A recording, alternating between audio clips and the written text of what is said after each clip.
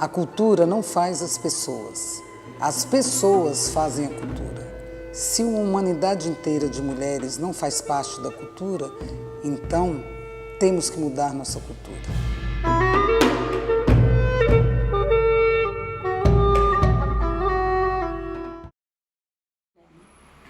Eu comecei no cinema, primeiro porque com 13 anos foi quando eu entrei no primeiro cinema na minha vida e eu fiquei alucinada de ver aquela tela enorme, que era um filme russo, chamado Ivan o Terrível, que o namorado da minha irmã era distribuidor de filme russo no Brasil.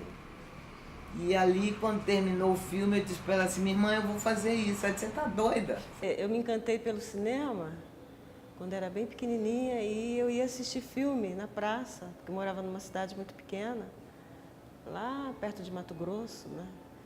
E aí meu pai me levava para ver os filmes. Eu tenho a lembrança de ver aquela tela esticada no meio da praça, que para mim era enorme, era uma coisa muito grande. E eu achava assim, ele vem do céu, essa história, esse cinema, essas imagens vêm do céu, entendeu? A minha história é um pouco diferente, né? Porque, quer dizer, antes de eu começar com o cinema, eu tinha uma relação com o cinema muito forte, eu sou geração Paissandu, vivi todo aquele ápice, né, que foi o que? Cinema novo, novela vaga, tudo que o cinema Paissandu representou, né, nos anos 60.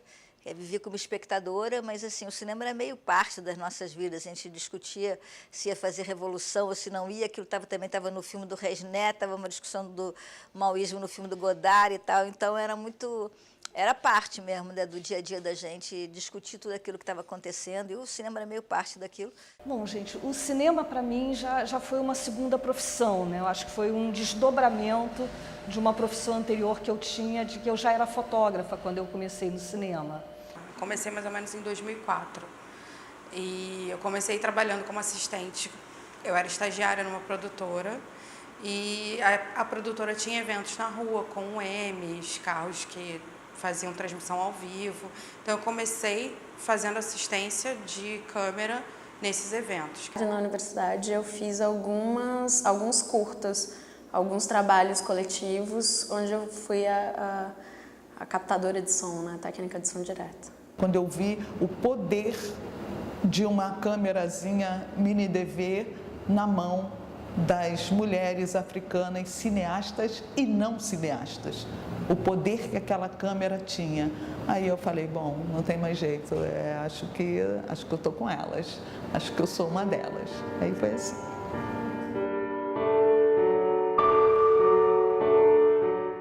Quer dizer, posteriormente, após o ato institucional número 5, quer dizer, eu caí na clandestinidade com muita gente ali que estava fazendo movimento estudantil e fiquei presa e tal. Então eu tive uma vida muito específica, né? Quer dizer, nem tão específica assim, considerando a minha geração, foi bastante comum, né?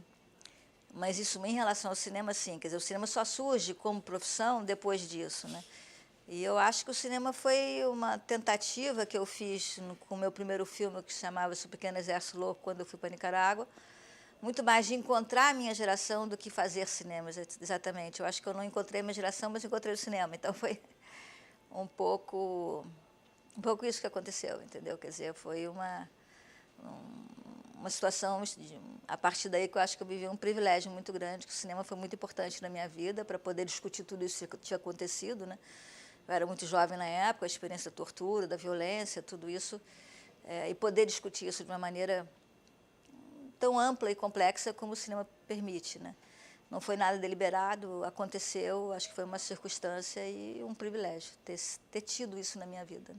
Eu me lembro que uma vez eu ouvi o Leon Richman falando de um diretor de cinema, entende? Eu disse, eu nunca ouvi falar. Aí ele falou, não, é o Godard. Eu aí fui ver os Carabineiros de Godard e eu fui vista na fila do Cinema 1 por um deles, que chegaram no dia seguinte e disse, olha, a telefonista aqui é danada, ela vê Godard. Quer dizer, naquela época era o uá, entende? Vê Godard. E aí eu comecei a pensar na possibilidade de rodar um curta. A Eliana Gobet, que é a minha irmã, e que era uma grande executiva de cinema, Dizia, Déia, para com essa mania de querer dirigir, pelo amor de Deus, tem 2 meninos para criar. Eu digo, mas eu vou dirigir o filme. Eu venho das artes cênicas, né? Essa é a minha origem, especificamente a dança e o teatro. E nos meus espetáculos de dança contemporânea, eu sempre fiz uma experiência com vídeo dentro do espetáculo. Depois, quando eu comecei a ir ao cinema, eu fazia a relação, puxa, eu quero criar imagens, eu quero fazer isso. Mas, obviamente, com a minha origem social, eu venho de uma família bastante pobre, imagina pensar em ser cineasta ou qualquer coisa nesse nível, assim como era muito difícil pensar em ser artista. Eu já entrei na faculdade de cinema sabendo que eu não queria som, sabendo que eu não queria atuar, que eu não me interessava por dirigir. Eu já entrei lá para cair na fotografia, já era uma ideia assim. E tinha um pouco também, eu acho que essa coisa da idade, né? Assim, de um respeito diferente. Eu digo isso até entrando um pouco na questão de gênero, né? De mulher na fotografia. Eu acho que essa coisa da idade me ajudou, porque você tem uma mulher de 40 discutindo com os garotos de 20, então você tem um pouco mais de respeito, talvez, do que se eu fosse uma outra menina de 20. Eu carregava a mesma quantidade de equipamento que os meninos carregavam. Cabos de 8 quilos, 12 às vezes, que eram uns cabos bem grandes para as câmeras que existiam na época. Só que eles não me deixavam levar. Então, por várias vezes, eles me paravam e falavam, não, deixa que eu levo, esse é pesado, leva esse aqui que é mais levinho. Eu falava, não, vou levar esse. E eles até brincavam comigo, falavam, pô, Fátima é mais forte que fulano, Fátima é mais forte que Beltrano e tal. Então, os trabalhos que eles faziam e que eu tinha exatamente a mesma capacidade de fazer, eles acabavam me cortando e não me deixando fazer, consequentemente o empregador não me via fazendo e, consequentemente, esse trabalho foi diminuindo. Na parte da montagem, você já tem uma outra voz. Então, eu acabei me apaixonando assim, pela montagem e estou até hoje, já tem mais de 10 anos trabalhando com montagem. Como profissional de som, eu acho que tá mais num preconceito mesmo, no momento que olham para você, é ela, né? É essa pessoa que vai fazer. Eu tive uma experiência já no mercado de ser uma equipe toda de homens, a não ser a figurinista e a produtora, todos os homens, inclusive o diretor de arte. E aí o comentário geral era a bunda, a mineira, a paulista, eu sou paulistana. E aí, assim, isso em algum momento te tira forças, te tira a atenção do próprio trabalho, né? Assim, não exatamente com o meu trabalho de som. O meu trabalho de som nunca foi desafiado, vamos dizer assim. Nunca olharam como se eu fizesse isso de uma forma inferior, mas eu, enquanto componente da equipe, né? E mulher. Trabalhei como atriz em vários filmes. E numa dessas ocasiões em que estava trabalhando num filme, eu conheci também, tinha o cenógrafo, diretor de arte, né, do filme, que era o Regis Monteiro. E eu fiquei tão apaixonada também por essa área da direção de arte que eu falei, eu vou me interessar por essa coisa, entendeu? Quando eu saí do Rio de Janeiro, aí que eu fui para Belém, aí eu entrei lá na escola de cinema, tá? Entrei na escola de teatro e na escola de cinema, na Universidade Federal do Pará. E também na escola de cinema você tinha aulas teóricas, vamos dizer assim, sobre direção de arte, né? Aí fui fazendo outros pequenos cursos aí, assim.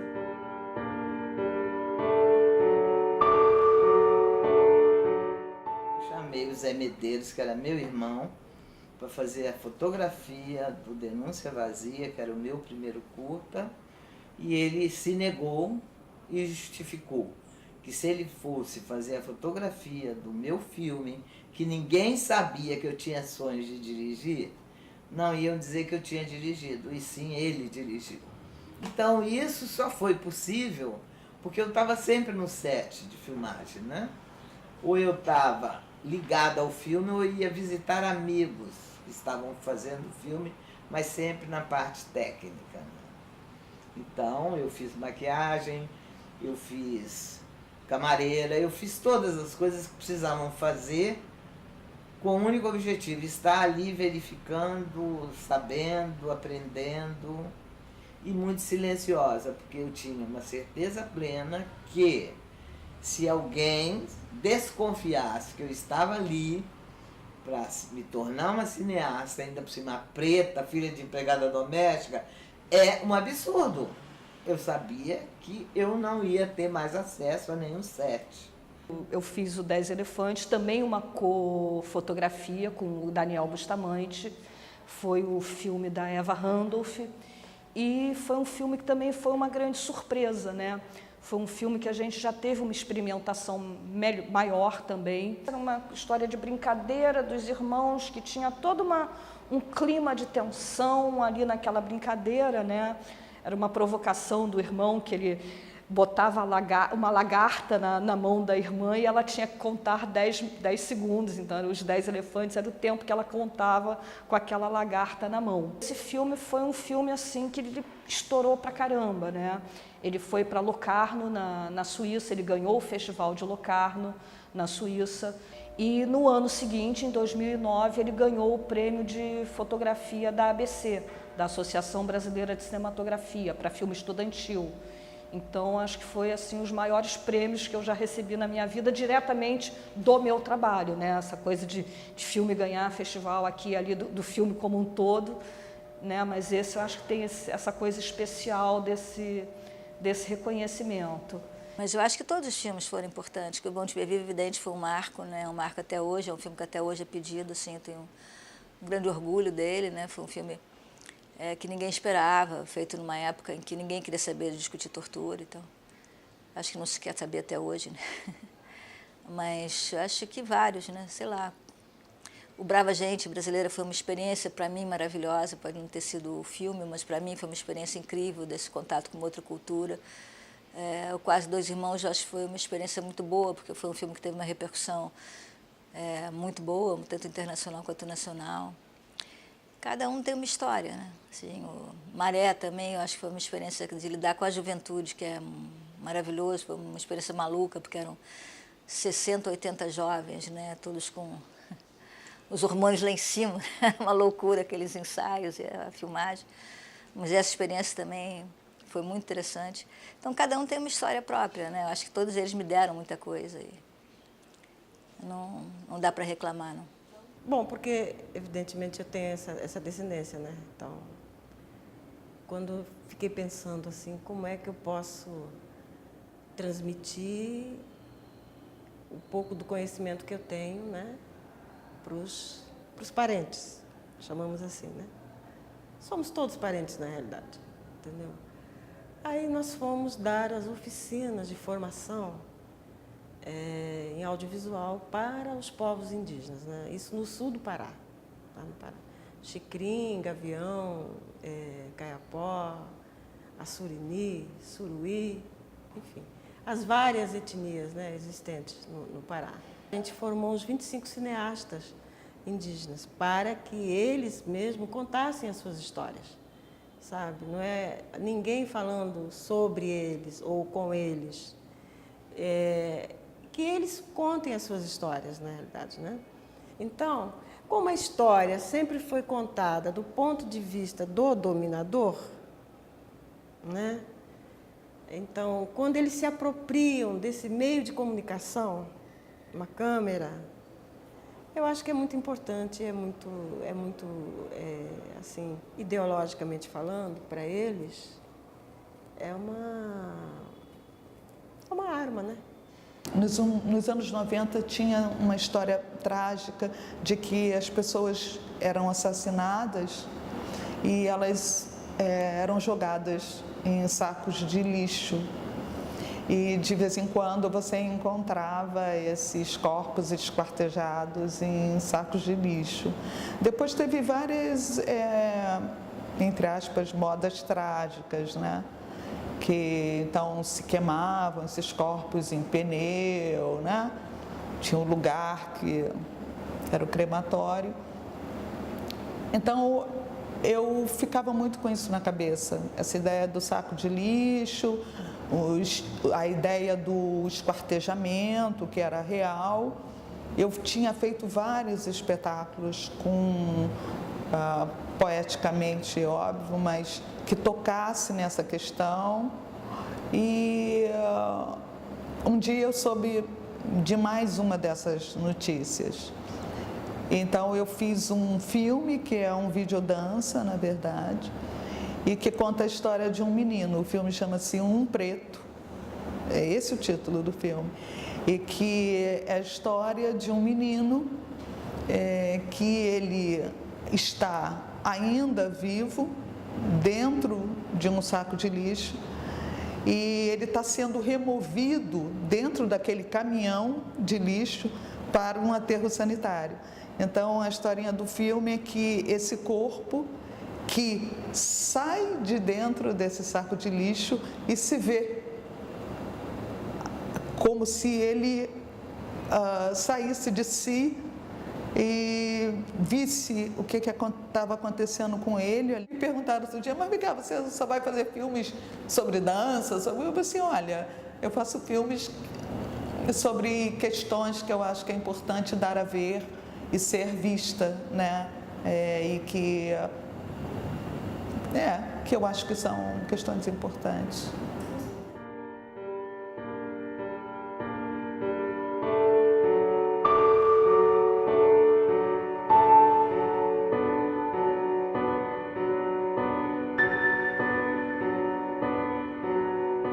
Hoje em dia a proporção é até menor, né? Nos últimos cálculos que eu fiz, até a partir dos dados do filme B, assim, eram só 10% do total dos 150 filmes brasileiros feitos anualmente que eram feitos por mulheres. Enquanto que no último Festival de Berlim, por exemplo, você tinha dos 12 filmes, metade eram feitos filmes, eram metade de mulheres.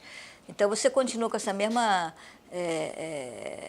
a posição subversiva da mulher, digamos assim, entendeu? De que dela realmente conseguir fazer filmes que, de alguma maneira, estejam contestando, né, a maneira de fazer cinema, contestando a realidade, em suma, dando algo novo, né, ao cinema, seja na estética, seja na temática, entende? E isso é muito interessante, né? Esses dados, eu acho que esses dados falam muito a nosso favor, né?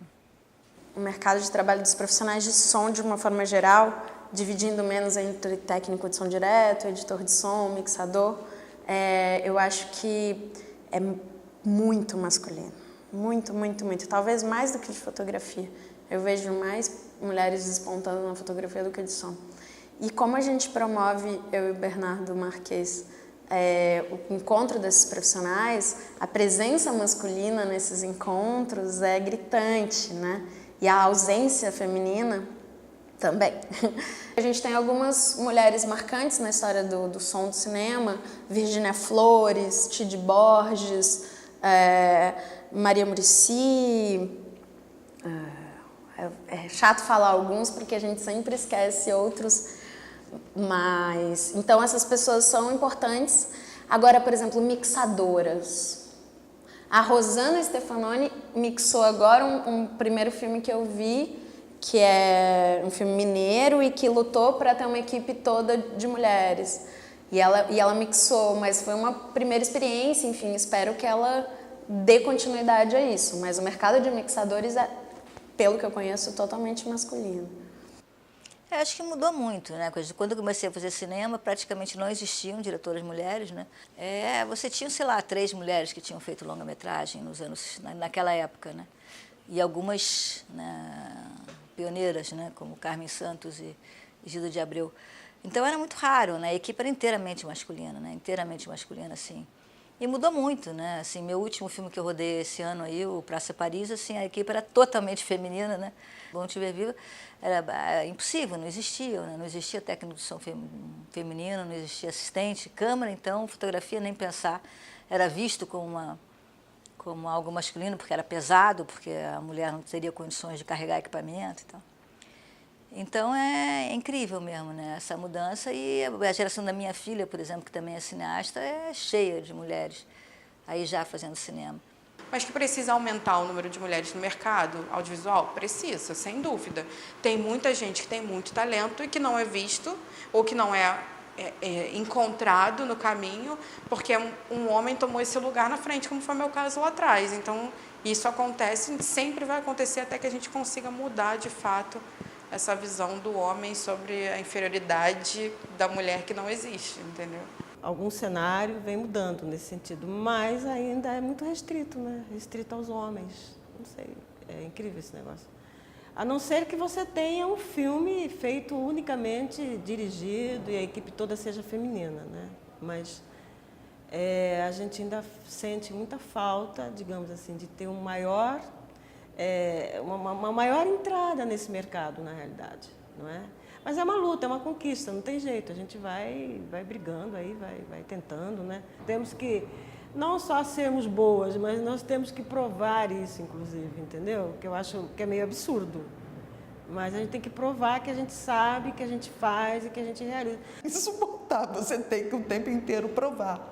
Mas esse também é o nosso show nesse mundo aqui agora. Então, se é para entrar dentro do show, que sejamos protagonistas, então que a gente saiba mesmo, que a gente mostre que nós temos muito conhecimento mesmo e principalmente que a gente tenha o poder da enunciação e também da anunciação, que a gente o tempo inteiro se anuncie e que a gente fale com a nossa própria voz e que a gente tenha essa capacidade de dialogar com as nossas questões, com o nosso público e na minha maneira de ver, sempre pensando de uma maneira inclusiva, né? Da gente ver como é que a gente realmente coabita um mundo cinematográfico, extra-cinematográfico, mas que seja possível para todas nós.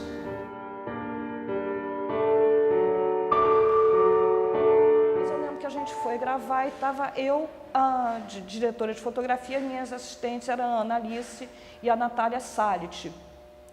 E chegamos no hotel Rodoviária para montar luz, etc.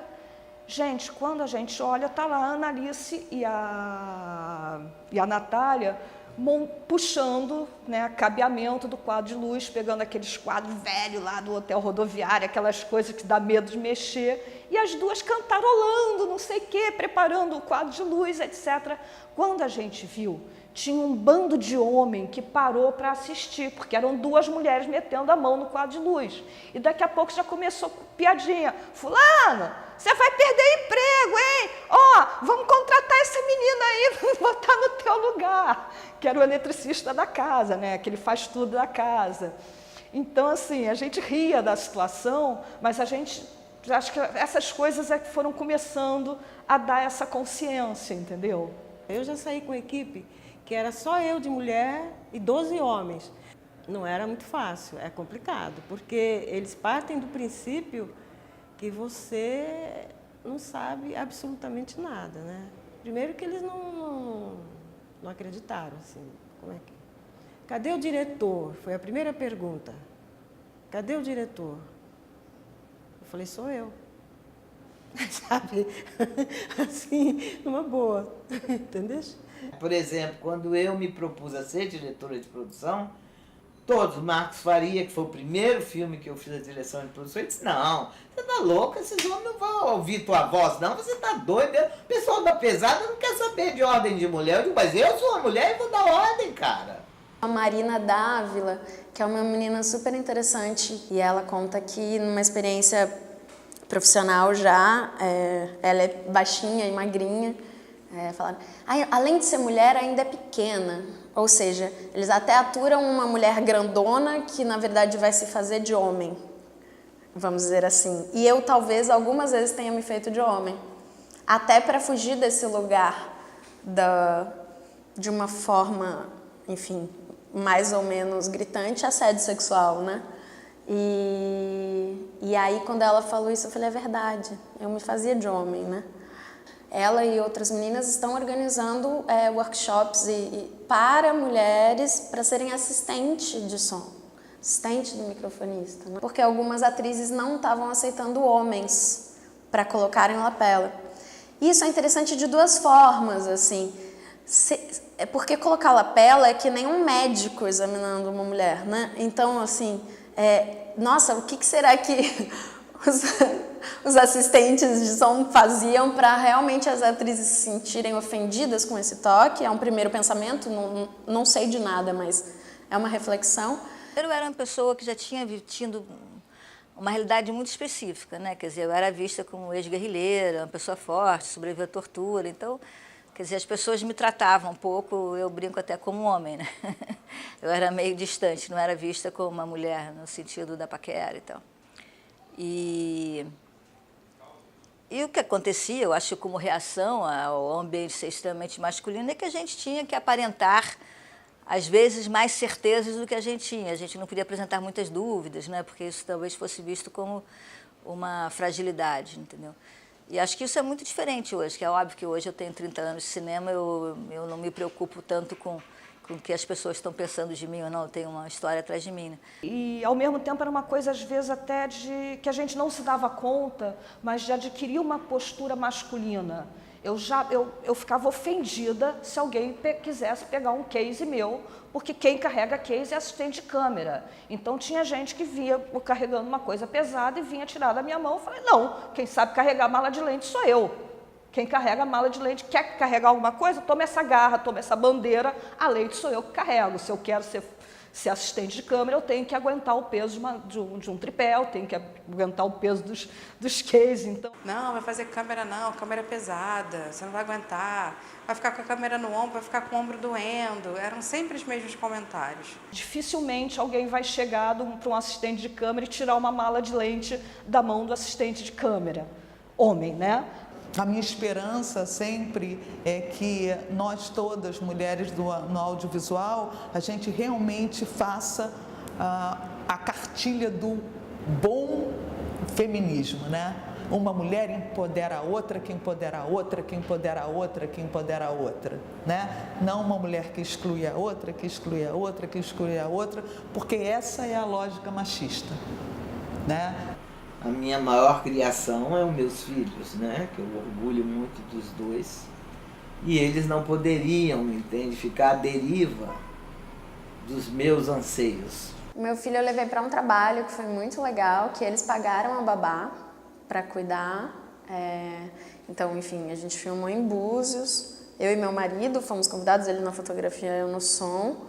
E o Tonton ficou com uma babá paga pela produção, assim, achei ótimo. Eu tinha duas crianças, assim, do tipo, uma com 5, outra com 7, um negócio assim, e aquela coisa, bota o filho no ombro, bota o filho do outro, leva pro set, dá uma claquete pro garoto ficar quieto, que aí ele batia a claquete, eu acho que eu, inclusive, traumatizei os dois não querem saber de cinema, de tanta história assim que eu levei, né? Eu já cheguei a pagar algumas vezes babá, mas tirar do cachê. Então eu sempre penso o cachê menos o valor da babá. Inclusive porque o Diogo, meu marido, filma também bastante, trabalha com cinema e não está em casa para segurar o neném muitas vezes, né? Então, e fica comigo. Sou eu que tenho que agilizar a babá, ele foi filmar, né? Essa diferença existe. Não leva na maldade, não lutamos por inversão. Igualdade é o X da questão, então aumenta o som em nome das Marias Quitérias da Penha Silva. Empoderadas, revolucionárias, ativistas, deixem nossas meninas serem super-heroínas. Pra que nasça uma Joana Dark por dia. Como diria Frida, eu não me calo.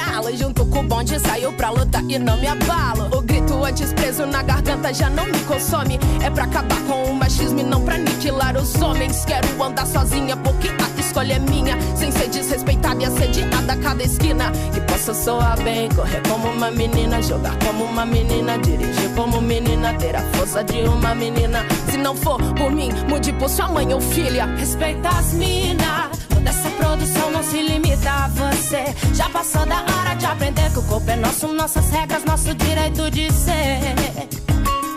Respeita as minas, toda essa produção não se limita a você. Já passou da hora de aprender que o corpo é nosso, nossas regras, nosso direito de ser.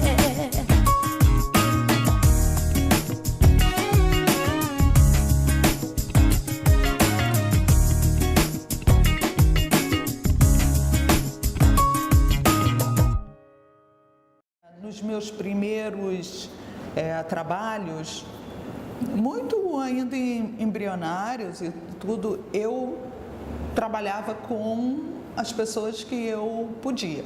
Então, é claro que na hora de uma equipe, eu tenho que pensar nelas e eu pensava nelas. O problema para mim é onde, naquele momento, era onde achá-las, onde elas estavam. Não é? Mais ou menos em junho do ano passado, uma produtora, né, uma grande produtora daqui do Rio, lançou no site dela uma matéria com os novos talentos da fotografia cinematográfica. E nesses novos talentos da fotografia cinematográfica existiam 19 homens brancos. Não existia nenhum negro, não existia nenhuma mulher, a maioria, inclusive, da FAAP, a maioria de São Paulo, né? E começou a ter uma grita muito grande na internet, pô, que absurdo, como assim, não tem nenhuma mulher? Aí foi engraçado porque, sintomaticamente, a produtora falou, não, mas nós não botamos mulher porque são poucas as mulheres que existem nessa área. Não existe mulher na fotografia, a gente tem dificuldade de encontrar. Então eu faço parte especificamente de um grupo no Rio de Janeiro, faço parte de um grupo maior, das Minas do Som, e faço parte das mulheres do audiovisual, que de uma forma geral a gente se indica. Porque jogar na fogueira talvez não seja tão proveitoso, né? Então, fortalecer, eu acho que é a medida imediata. Porque o cinema tem esse glamour do desafio, do não horário, do não carteira assinada, que é lindo, mas nessas horas é isso. Normalmente é a mulher que vai ficar em casa, né? Que vai sair do set. A gente usa alguns termos e aí coloca a super mulher também num contraponto, que daí aguenta todos os pontos e não sei o quê. Mas não, a gente não precisa ser super mulher, é difícil pra caramba. Então, assumir essa dificuldade, né? E tentar aliviar, né? E resolvemos criar um coletivo, que é o DAFB, DAFB, Diretoras de Fotografia do Brasil. E ele é um coletivo que hoje ele tem quase 50 mulheres. Né? A gente tem um projeto que é um pouco megalomaníaco, né? A gente quer fazer assim, um grande mapeamento das mulheres dentro da fotografia audiovisual no Brasil. Essa coisa de estar, essa invisibilidade dos sites, né? De não sei o quê, cada um tem uma coisa, já é uma maneira errada, entendeu? Porque não é um ajuntamento, é alguém que tem um site, que vez por outra eu recebo. Queria que você visse a minha página. Não pode, entendeu? Quando criou o DAFB, para mim foi uma surpresa, assim, quando a gente montou o site, que eu fui olhar o DAFB, eu falei, gente, só tem mina branca, cadê as fotógrafas negras? O DAFB é aberto para homens trans, como é aberto para mulheres cis, mulheres trans e homens trans. Ele não se restringe às mulheres. Estamos muito querendo, porque é isso, se uma coisa é inclusão, não adianta ficar na bolha da mulher cis branca, né? Porque quando a gente chega com uma equipe no lugar que ela é feminina, você está entendendo, ou que ela é de mulheres, né? E eu quero deixar claro que eu incluo as trans que se consideram mulheres, né? Então, quando a gente chega, isso visualmente, isso faz uma diferença.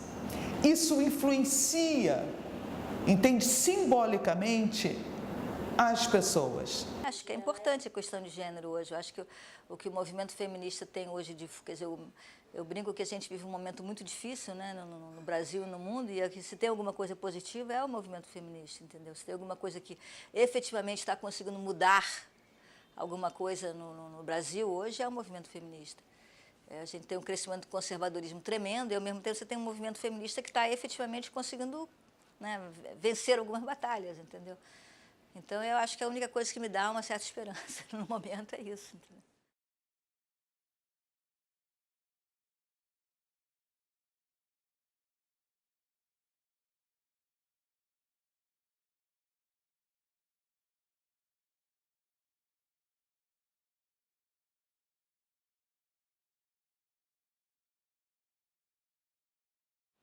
Acho que o cinema, para mim, é muito prazeroso, muito mesmo, porque é um processo muito em aberto, entendeu? Você não termina no roteiro, você não termina na filmagem, você vai terminar no último momento mesmo da mixagem, entendeu? Que é quando você não pode mais mexer no filme. Então, é todo um processo muito criativo, entendeu? E isso é muito prazeroso. Ser diretor é muito bom, porque você participa de todas essas fases, né? Você não está centrado só numa, né? Todas as etapas até a montagem são fundamentais, sem elas não existiria a montagem. Mas na montagem você faz ou desfaz algo que foi captado lá atrás. Você tanto pode construir algo para melhor, como você pode destruir um filme. Então, é um trabalho muito poderoso mesmo, sabe? Eu sinto meio dona do mundo quando eu estou na ilha montando. É muito bom. O cinema, para mim, é o cinema que eu consegui fazer, que eu consegui chegar, entende? Eu não fiz nenhuma obra de arte, não sou adepta a obras de arte, né? Eu sou adepta à linguagem da verdade. Tudo que eu falei, eu falo com afetuosidade. Outro dia, a menina perguntou para mim assim, no Amor Maldito, o que mexe mais com você? Mexer não mexe, não. Mas tem uma frase que eu gosto. Eu sou uma mulher assumida. Acabou. Entendeu? Eu assumi a minha vida no contexto geral, de cinema, de mãe, de mulher, de esposa, de tudo. E eu acho que é por aí, entendeu? Se você é verdadeiro, você chega. O cinema tem esse lugar do silêncio, da escuta, né? Eu acho que o meu lugar no som está aí. Você ficar em silêncio. É muito bom ficar em silêncio, é muito bom ouvir o ao redor, todas as equipes. Você está ouvindo cada ponta. E o cinema, para mim, mesmo na tela, né, seja eu com fone de ouvido no set ou na tela, tem esse lugar, assim, é amplidão, é como olhar um horizonte mesmo, assim. Assim, se você trabalha com cinema, eu acho que você transpira cinema, eu não sei te dizer, porque é uma mistura ali de técnica com arte, até onde vai a técnica, da onde acaba a técnica, começa a arte, são coisas muito intrínsecas, né? Eu acho que eu não sei racionalmente falar muito isso, não. Eu sei que eu tenho um puta prazer de estar num set. Eu acho que o lugar que eu sou mais feliz é no set. O que é bonito hoje no cinema feito por mulheres e cinema pensado por mulheres é que há uma interação forte de gerações. Isso é uma grande novidade, né? E essa história de mulheres conversando com mulheres, né, sem um ponto de vista excludente, inclusive sem excluir os homens, mas situando o lugar desses homens, dizendo claramente, olha, o protagonismo aqui é das mulheres. Não importa se é feminino ou não, mas é das mulheres. Eu acho que eu tenho todos os prazeres, mesmo nos contratempos, mesmo nas dificuldades. Pô, existe coisa mais maravilhosa que um set de cinema? Acho que não tem, gente. Na rua ou mesmo no estúdio, entendeu? Não é? Existe coisa mais linda que você sentar e ver a vida sendo projetada diante de você? Acho maravilhoso, sabe? E como eu gosto sempre de ser lembrada e de lembrar, é que o problema nunca é o que tem, o problema é o que falta. E nós estamos fazendo muita falta para o cinema, né? Então nós cheguemos juntas agora, porque a gente vai arrebentar.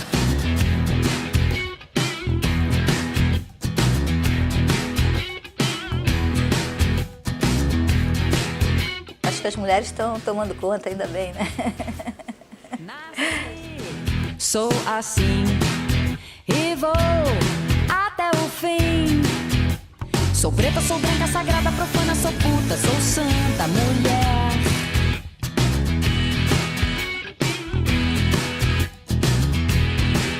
Sou gay, hétero, bi, dandara, mulher de zumbi, pirata, maluca, maluca, mucama, índia, rainha, cigana, mulher.